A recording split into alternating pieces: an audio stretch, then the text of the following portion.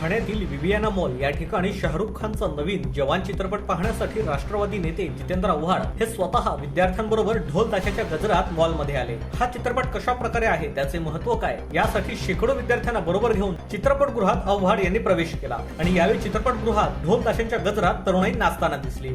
जगभरातील तरुणाई जवान या चित्रपटाने प्रभावित झालेली दिसते। चांगला संदेश या चित्रपटातून देण्यात येतोय। देशातील राजकीय, सामाजिक, शैक्षणिक या सर्वच परिस्थितीवर भाष्य केले आहे। हा सिनेमा तरुणांना मार्गदर्शक ठरेल असं असल्यामुळे तरुणांनी हा चित्रपट पाहावा। यासाठी हा चित्रपट आम्ही तरुणांसाठी 10 दिवसांसाठी मोफत आयोजित केला आहे, ज्यातून जातीवाद, धर्मद्वेष हे सगळं दाखवलं जातं। ते पिक्चर कोणी बघू नये अशी आमची इच्छा, ज्यातून देशाप्रती प्रेम, आदर, जिथे हे विचारलं जातं की मतदान कोणाला केलं जाणार आणि त्यातून उत्तरही पॉझिटिव्हली दिलं जातात, असे पिक्चर लोकांनी पाहावेत। यातून एक दिशा मिळते, विचार करण्याची चालना देखील मिळते, असे आव्हाड यांनी म्हटले।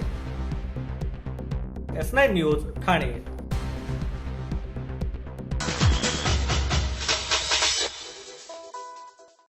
लोकप्रतिनिधींचा अडथळा नसल्यामुळे प्रशासन मनमानी कारभार करत आहे। याचे ताजे उदाहरण कळवा रुग्णालयाच्या बांधकामासंबंधी प्रस्तावित असलेला अवाजवी दुरुस्ती खर्च। कळवा रुग्णालयाच्या इमारतीला सुमारे 35 ते 40 वर्षे झालेली आहेत। या इमारतीचे स्लॅब, कॉलम, बीम्स यांना तडे गेलेले आहेत। या इमारतीच्या स्ट्रक्चरल ऑडिटसाठी खर्च 8 लाख रुपये आहे। दुरुस्तीचा अंदाजे खर्च 27 कोटी रुपये। एकूणच कळवा रुग्णालयाच्या कामकाजामध्ये सर्वच बाबतीत गंभीर हलगर्जीपणा दिसून येतो। प्रस्तावित अंदाजित खर्च वाढणार नाही कशावरून? संपूर्ण इमारत नवीन बांधणीसाठी येणारा खर्च आणि इमारत दुरुस्तीचा खर्च याचा एकदा विचार करण्याची गरज आहे। स्ट्रक्चरल ऑडिट येईपर्यंत इमारत रिकामी करणे बंधनकारक राहणार आहे। महापालिका स्वतः तयार केलेले नियमांचे पालन करणार की नाही, त्यांना तसे करणे आवश्यक नाही का? आमची अशी मागणी आहे की इमारत दुरुस्तीसाठी अवाजवी खर्च करण्याऐवजी नवीन इमारत बांधावी, जेणेकरून पुढील 25 ते 30 वर्ष विना अडथळा रुग्णसेवा करता येईल आणि करदात्यांचा निधी सत्कर्मी लागेल।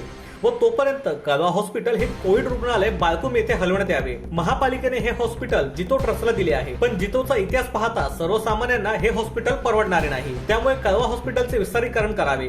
ठाणे शहरात या आधी इतक्या जुन्या इमारतींचे अशा पद्धतीने बांधकाम केल्याचे एखादे उदाहरण तरी आहे का? इतका खर्च केल्यानंतर त्या इमारतीचे आयुष्य किती वाढेल याविषयी कोण खात्री देणार आहे का?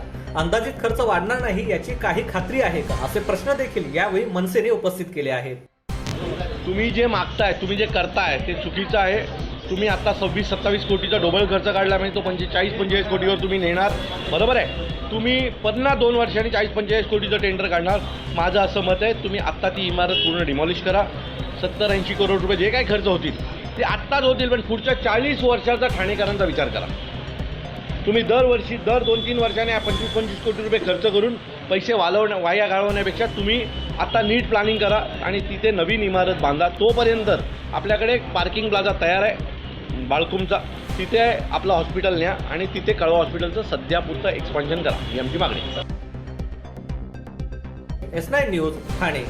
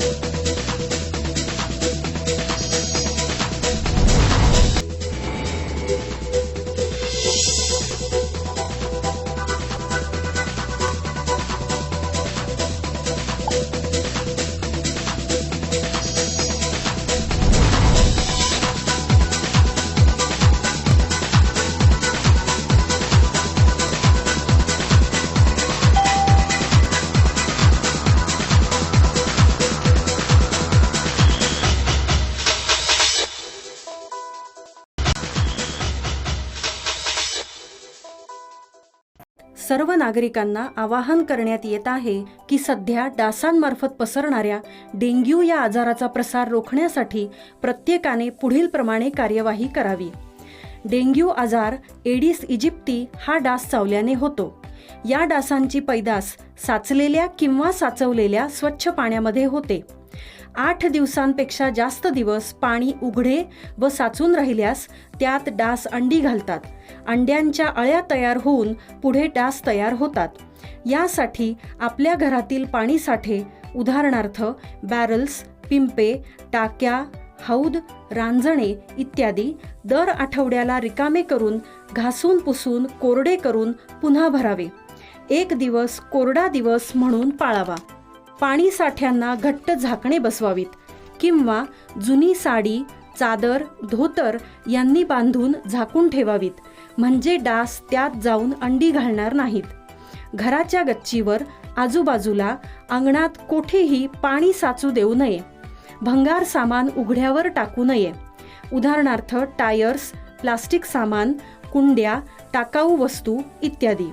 अशा सामानात पावसाचे पाणी साठून त्यात डेंग्यूच्या डासांची पैदास होते. घरातील कूलर्स, फ्रीजच्या पाठीमागील ट्रे हे देखील वेळोवेळी कोरडे करावेत. लक्षात ठेवा, नुसत्या फवारणीने डास घनता कमी होत नाही, तर त्यासाठी डास पैदास ठिकाणे नष्ट करणे ही आपल्या सर्वांची जबाबदारी आहे. कोणताही ताप अंगावर न काढता जवळच्या शासकीय रुग्णालयात मोफत औषधोपचार घ्या. अशा प्रकारे नागरिकांनी सहकार्य केल्यास डेंग्यूचा प्रसार रोखणे सहज शक्य आहे.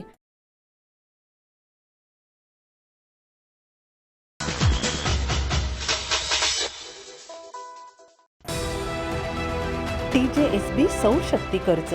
Go green. करा वीज बिलावर बचत. आकर्षक व्याजदर, 84 महिने परतफेड कालावधी, 80% लोन, व्यावसायिक आणि उद्योजकांकरता सुद्धा. अधिक माहितीसाठी तुमच्या जवळच्या शाखेला भेट द्या किंवा संपर्क साधा. 1800-223-466 आणि 1800-266-3466.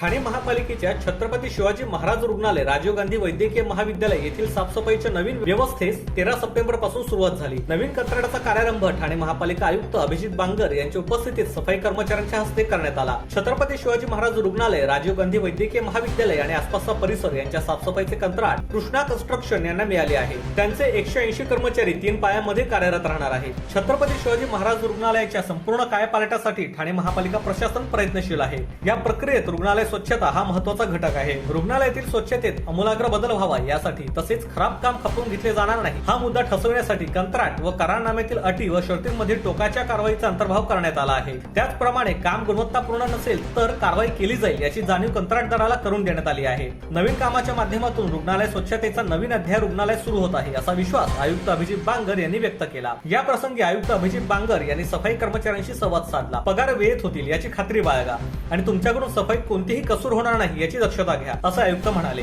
खराटा, फडके, बालदी हे स्वच्छतेचे रूप बदलून यंत्र, मॉप, डस्टर याचा वापर सुरू होणार आहे. त्या यंत्रांची काळजी घ्यावी. त्यात काही छेडछाड झाली, जाणीवपूर्वक कोणी त्याचे नुकसान करण्याचा प्रयत्न केला तर त्यावर कडक कारवाई केली जाईल. कोणताही स्वच्छता कर्मचारी त्यांची यंत्रसामुग्री आणि सुरक्षा साधने याशिवाय दिसणार नाही याची खबरदारी घेण्यास आयुक्तांनी सांगितले. रुग्णालयात आल्यावर येणारा विशिष्ट प्रकारचा वास यापुढे येणार नाही यासाठी उपाय करावेत. त्यासाठी कंत्राटदाराने तज्ञांमार्फत सर्वेक्षण करावे. त्यांनी सुचवलेले बदल करून रुग्णालयातील स्वच्छतेची गुणवत्ता सुधारली जाईल याची काळजी घ्यावी असे निर्देशही आयुक्त अभिजित बांगर यांनी दिले. शौचालयांच्या रचनेतील बदल तसेच बांधकामातील काही दुरुस्त्या लवकरच केल्या जातील असेही अभिजित बांगर यांनी सांगितले. S9 news, Thane.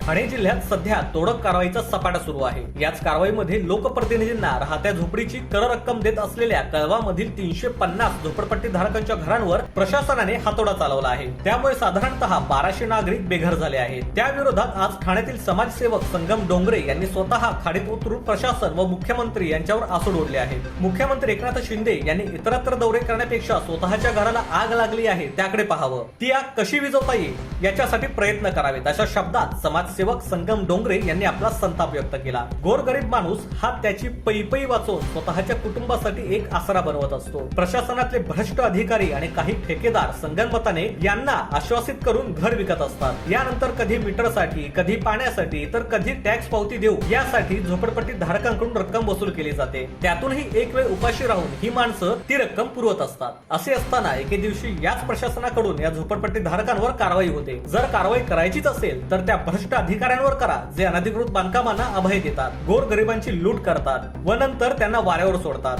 अन्यथा यापुढे अधिक आक्रमक आंदोलन करू असा इशारा देखील यावेळी समाजसेवक संगम डोंगरे यांनी दिला. S9 news Thane.